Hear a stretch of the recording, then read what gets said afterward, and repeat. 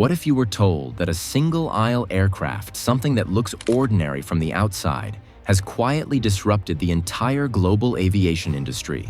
On June 15, 2022, the Airbus A321XLR took its first test flight. There were no celebrations, no major headlines, just a routine flight over Europe. Yet this moment marked a major shift in commercial aviation. This was not just an upgrade. It was a bold new direction. A narrow-body jet with long-haul capability, lower costs, and global range. It silently challenged the rulebook, and few people outside the industry even noticed the revolution beginning in the sky. Before we dive into video, please subscribe our channel. To understand why the Airbus A321XLR is so important, we need to look back at aviation history. In the early days of jet travel, crossing the ocean did not require massive wide-body planes. Aircraft like the Boeing 707 and DC-8 were narrow-body jets, yet they routinely flew long distances, including transatlantic routes. These jets proved that even slim aircraft could achieve impressive range.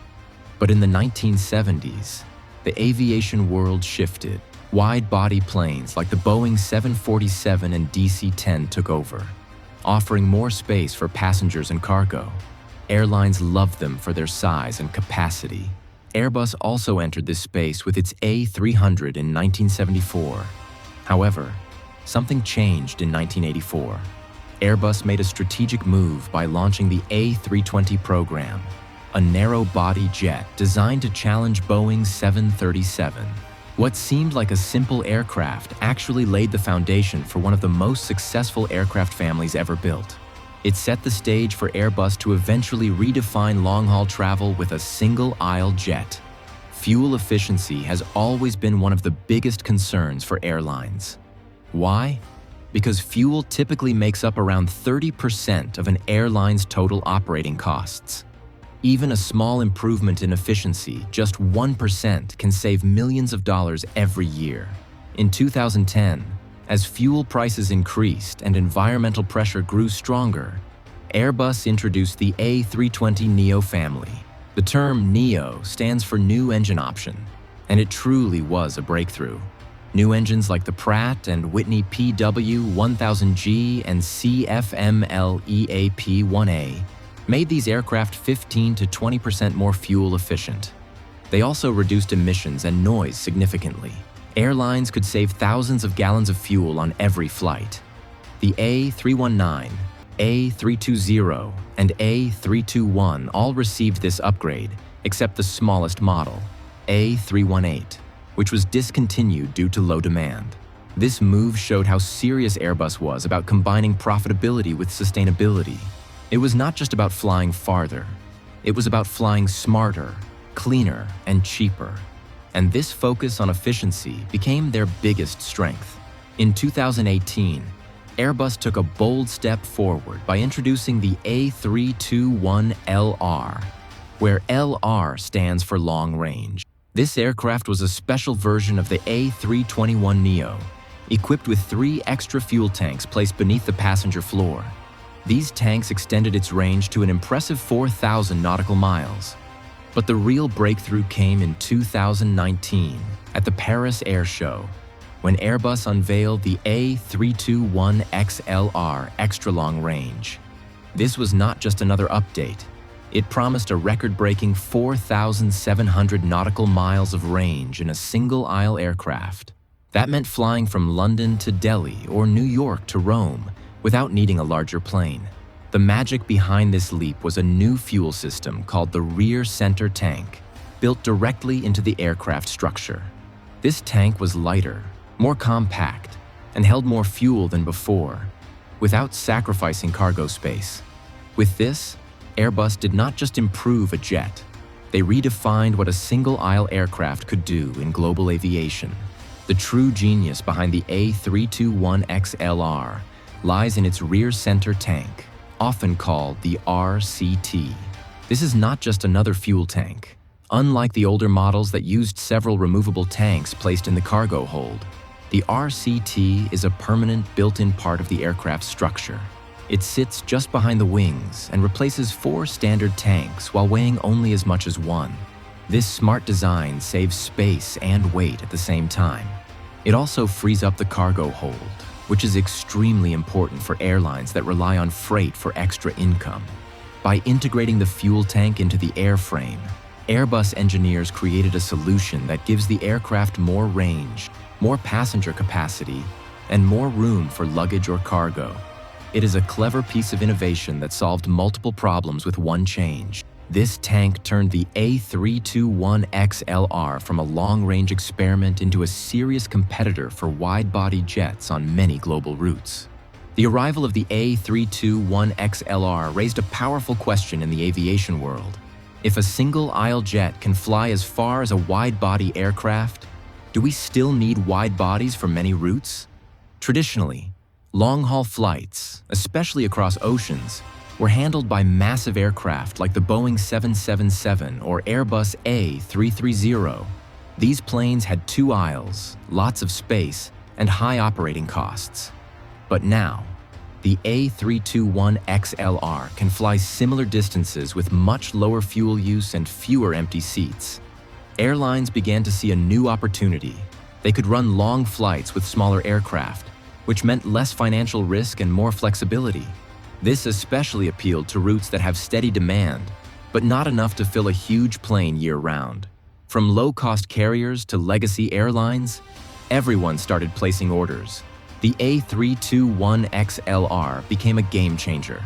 It offered the ability to explore new routes, serve smaller cities, and still make a profit, something that was nearly impossible with traditional wide-body jets. While the A321XLR brought incredible range and flexibility, it also highlighted a difficult challenge: how to balance fuel, cargo, and passenger capacity. Earlier long-range versions like the A321LR used extra fuel tanks that took up valuable space in the cargo hold.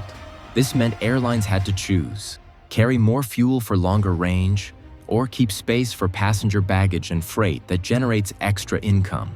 Some airlines responded by reducing the number of seats and focusing on premium cabins. Fewer passengers meant fewer bags, allowing some room for both fuel and cargo. But this was not a perfect solution. It limited how the aircraft could be used and made planning difficult.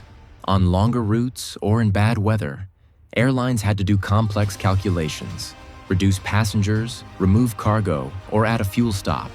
The A321XLR's integrated tank fixed this. By keeping the cargo space free, it allowed airlines to avoid those hard trade-offs and plan flights with more confidence and flexibility.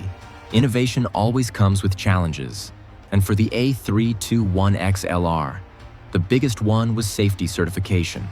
The aircraft's new rear center tank, while efficient, raised concerns among aviation regulators, especially the European Union Aviation Safety Agency. The issue was its location.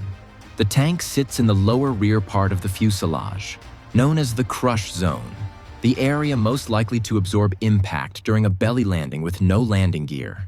ESA wanted solid proof that the tank would not rupture and pose a fire risk in a worst-case scenario.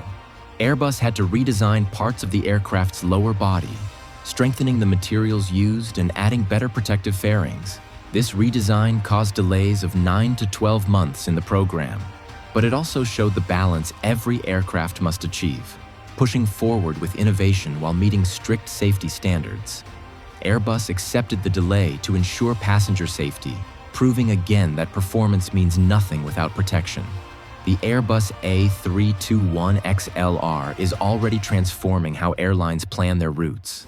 Major carriers like Iberia, JetBlue, and Air Canada have started using the aircraft to connect cities that previously had no direct flights.